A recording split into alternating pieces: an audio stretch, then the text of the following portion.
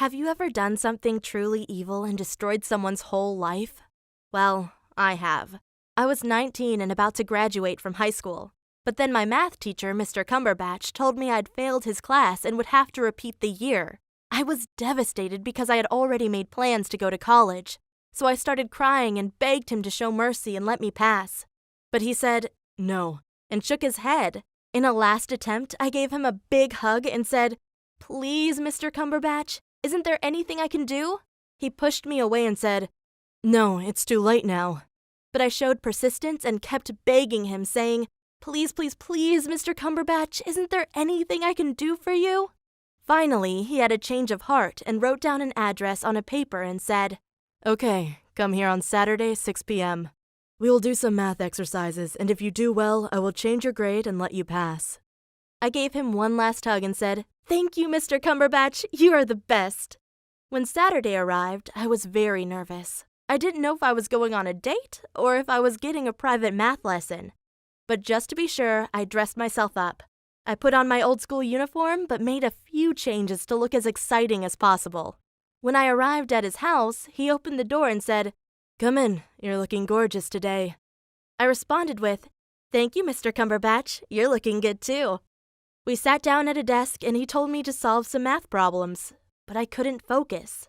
Mr. Cumberbatch was so close to me and I realized how attractive he was.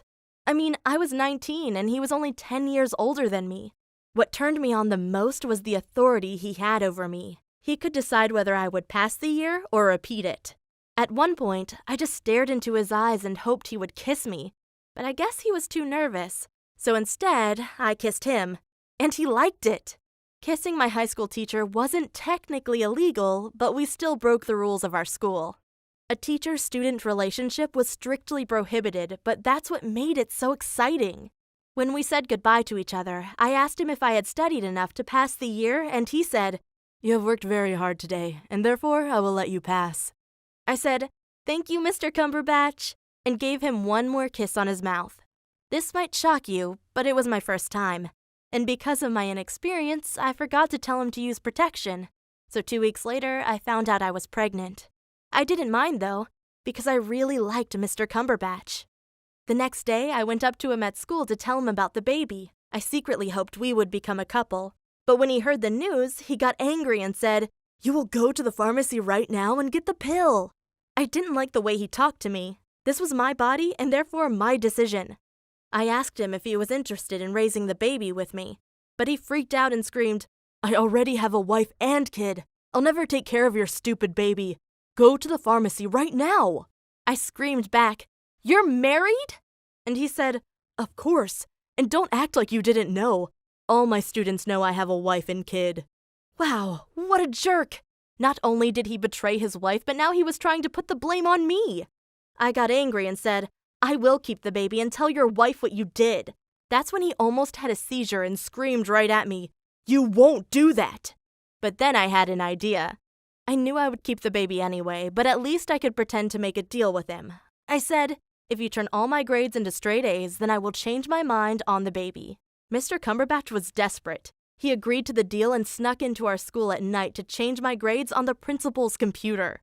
But 2 days later, on my graduation day, things went wrong. When my principal handed over my report card, he took a quick look at it and said, "There must have been a mistake." I immediately knew my plan had failed, and the next day I got my real report card, and my grades were terrible. The only A I got was in Mr. Cumberbatch's math class. I knew it wasn't his fault, but I was so angry, I found out his address and went to his house. A woman opened the door, and she was pregnant too. I asked her if she was the wife of Mr. Cumberbatch, and she said yes. Then Mr. Cumberbatch appeared next to her. He stared at me in a very threatening way. For a moment I had doubts, but then I looked straight into her eyes and said, "Your husband got me pregnant and he has no interest in taking responsibility for his mistake."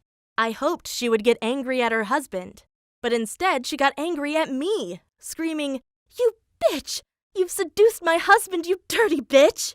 Wow, if Mr. Cumberbatch hadn't held her back from me, I might not be alive today. I was shocked and went back home, but it got worse. The next day, she came to my house and used a golf club to break in through a window. My parents weren't at home to protect me, so I fled to the rooftop and called the police. They arrived in time and took Mrs. Cumberbatch into custody. 2 weeks later, she was sentenced to 24 months in prison. But this story gets even crazier. I called up Mr. Cumberbatch and told him we needed to talk. We met at a restaurant and I asked him, "How much child support will you pay me each month?" He responded, "I'm only a teacher. I don't make much money." But I asked again, "How much child support are you going to pay me?"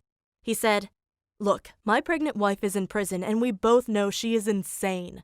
I will divorce her as soon as possible and I'd like you to come live with me. It will be the best for both you and the baby." I immediately said yes because I was scared of being a single mom. But after my daughter was born, I had to take care of both her and Mr. Cumberbatch's other baby. At first I didn't mind. I loved them both. But then I saw how Mr. Cumberbatch preferred his other daughter over mine. He spent more time with her and treated her so much better. Every morning he said to her, "Hey, sweetie, good morning. I love you so much." And then he completely ignored my daughter. I had to admit that she was the perfect child. Extremely beautiful and very smart, much smarter than my daughter. At age 2, she already spoke fluently. I often screamed at Mr. Cumberbatch, telling him to treat them equally, but he never did. At one point, I couldn't take it anymore. I went to a lawyer and asked him how much the father of my child had to pay me in child support on a $40,000 teacher salary. He told me to expect at least $1,000 per month. That was a good amount, but I knew I could do better. So I went to Mr. Cumberbatch and said, "I will move out, but I expect you to pay me $2,000 in child support each month." Of course, he told me he didn't have enough money to do that. But I continued, "If you don't pay me the money, I will tell the school authorities that you got me pregnant while I was one of your students. I'm sure they will fire you for that." He got angry and said, "How stupid are you? If I'm going to lose my job, then how am I going to pay your child support?" I responded, "You are demanded by the law to pay my child support anyway. If you don't, you will go to prison just like your wife." "You are insane. All you women are insane," he said. But I didn't care. I told him to get a second job, and we figured he could tutor kids to afford the $2,500 in child support. Meanwhile, I moved back in with my parents and life became much easier for me. Right now, my mom takes care of my daughter while I'm going to college. With the $2,500 Mr. Cumberbatch sends me each month, I have enough money to feed my daughter and party through the weekends. Trust me, I really enjoy my college life. But Mr. Cumberbatch had to move into a cheaper and smaller house. He couldn't afford his old rent anymore. I knew it was wrong, but for some reason, I deeply enjoyed seeing Mr. Cumberbatch suffer. A few months later, I checked his Facebook and saw he was back with Mrs. Cumberbatch. I was still envious of their daughter. I didn't think they deserved such a perfect child. So one night, after I came back from a college party, I did something terrible. I put a bunch of photos of me holding Mrs. Cumberbatch's daughter on a USB stick, put it in an envelope, and sent it to their new home. I wanted to let Mrs. Cumberbatch know that her husband and I had been living together while she was in prison. I'd hoped she'd get angry and break into my house so the police could arrest her again. But this time nothing happened. And instead of giving up, I took it one step further. When it was time to receive my next child support check, I went to their home to pick it up personally.